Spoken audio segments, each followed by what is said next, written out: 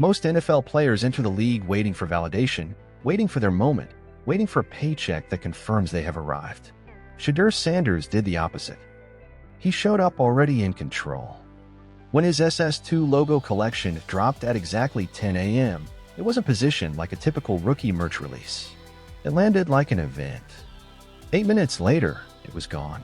Not partially sold, not trending toward a sellout, but completely erased from inventory. Millions of dollars in product vanished before most fans even finished refreshing their screens. In that moment, it became clear this was no longer about football jerseys or team loyalty. This was about a name, a brand, and a cultural shift happening in real time.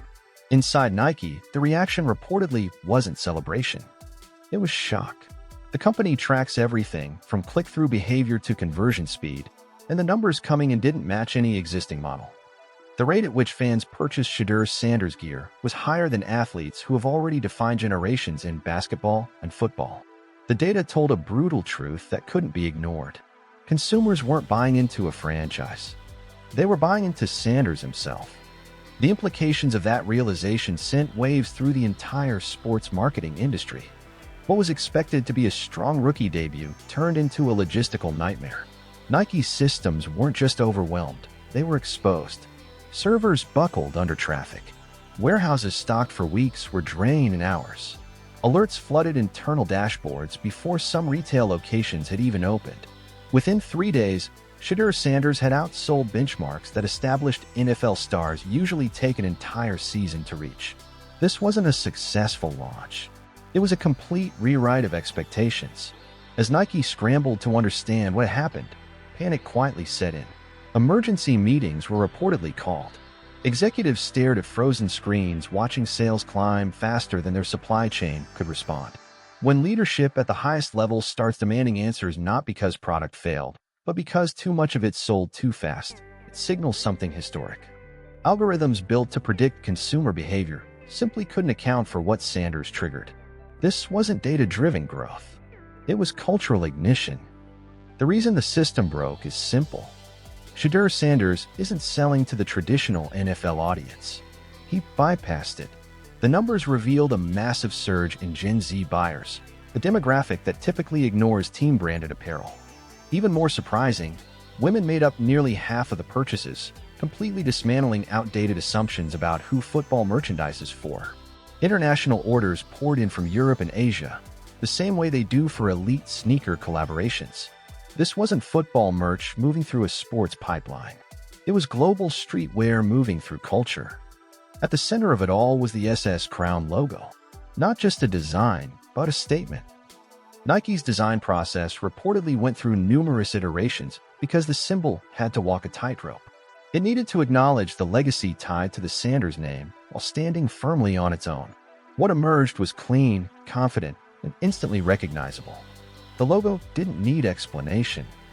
It spread organically across social media, appearing in short-form videos, fashion posts, and lifestyle content within days.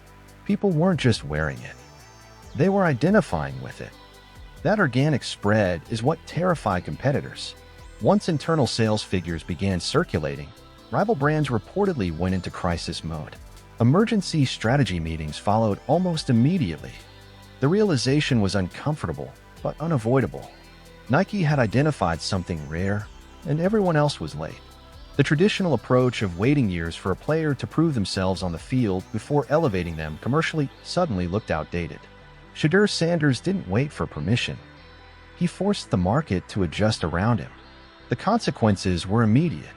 Brands accelerated scouting timelines, shifting focus away from pure athletic performance and toward cultural influence. The old model of development, patience, and gradual brand building was effectively declared obsolete. One rookie had demonstrated that influence could be just as valuable as championships, and possibly more powerful when leveraged correctly. What made the situation even more striking is how quickly Shedeur Sanders outgrew the deal designed for him. Contracts aren't built for this level of immediate dominance. Bonus thresholds were surpassed almost instantly. Renegotiation discussions reportedly began before the first week even settled. This wasn't about future potential anymore. This was present value, and Sanders held the leverage. Nike understood the reality. They weren't paying for touchdowns alone. They were investing in cultural gravity. Still, hype without performance doesn't last. That's where Sanders separates himself from the long list of viral moments that fade as quickly as they appear. Reports from training camps highlighted elite accuracy, decision-making beyond his years, and a command that translated beyond branding. Fans sensed the difference. They could tell this wasn't manufactured excitement. It was confidence backed by skill. That authenticity is what sustains momentum. People weren't just buying apparel. They were investing in belief. Belief that Sanders isn't a flash in the pan, but the foundation of something bigger. That's why the response was so aggressive and so immediate. It felt less like consumer behavior and more like collective recognition. What Shedeur Sanders accomplished in days is what athletes once spent entire careers chasing. He rewrote the blueprint. He proved that in the modern era, you don't wait to be crowned. You build your own throne. You create the culture, and the corporations follow. Nike's supply chain may have collapsed under the pressure, but they understand the trade-off. This is the kind of problem brands want. Now the question isn't whether Shedeur Sanders will be a star. That conversation is already outdated. The real question is how far this empire can stretch. If his on-field performance continues to match his off-field impact, this moment won't be remembered as a successful rookie launch. It will be remembered as the beginning of a new era in sports marketing, one where athletes don't ask for space. They take it. Do you think Shedeur Sanders has officially changed the game, or is this just the beginning of something even bigger? Drop your thoughts in the comments. And if you want more deep dives into the stories shaping sports, culture, and power behind the scenes, make sure to like, subscribe, and turn on notifications so you don't miss what comes next.